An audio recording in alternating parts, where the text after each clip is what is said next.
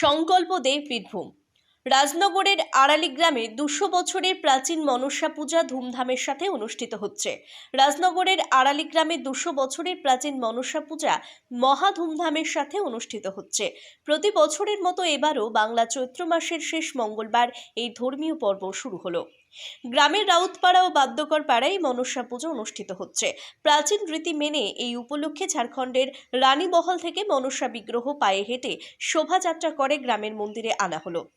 উদ্যোক্তারা জানিয়েছেন, প্রতিবারের মতো এবারও এই মনসা পূজা উপলক্ষে নুনপালা পর্ব অনুষ্ঠিত হচ্ছে এবং ধর্মীয় বিভিন্ন আচার অনুষ্ঠানের পাশাপাশি বাউল ও কবিগানেরও আয়োজন করা হয়েছে। এলাকা সহ আশেপাশের বহু গ্রামের ভক্তরা প্রাচীন এই মনসা পূজার অনুষ্ঠান দেখতে উপস্থিত হন। আমাদের মনসা পুজো প্রতি বছরের ন্যায় এই বছরও পুজো হয়েছে আমাদের। এই পুজো প্রায় 200 থেকে 250 বছর পুরাতনের পুজো। এই প্রতি বছর চৈত্র মাসের 20 তারিখের পর যে সোমবার, সেই সোমবার আমাদের নুনপালা হয়। আজকে খুব জাঁকজমকভাবে আমাদের মাকে আনা হয়েছে। আগামীকাল আমাদের পুজো হবে। রাত্রেবেলায় একটা কবিগানের আয়োজন করা হয়েছে।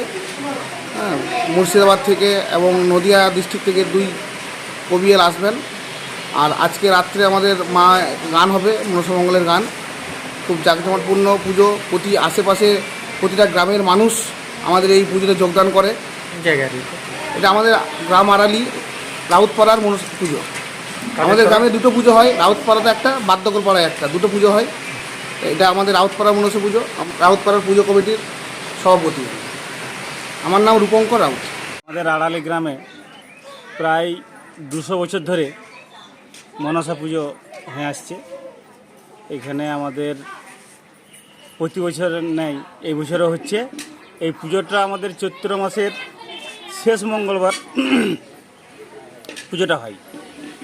বিশেষ মাহাত্ম্য হচ্ছে যে আমরা প্রতি বছর এই পুজোটা উপলক্ষে একদিন লবণ খাই না, লবণ পালন করি। এই পুজোটার এইটাই হচ্ছে বিশেষ মাহাত্ম্য। আমরা আজকে অর্থাৎ সোমবার ঝাড়খণ্ডের রানীমহল থেকে মা মনসাকে নিয়ে আসা হয় এবং মহা ধুমধামে মধ্যে দিয়ে আমরা শোভাযাত্রা মাধ্যমে আমরা নিয়ে আসি। আমাদের আড়ালি গ্রামে 2 জায়গায় মনসা পুজোটা হয়, একটা রাউতপাড়া, একটা বাদ্যকর পাড়া।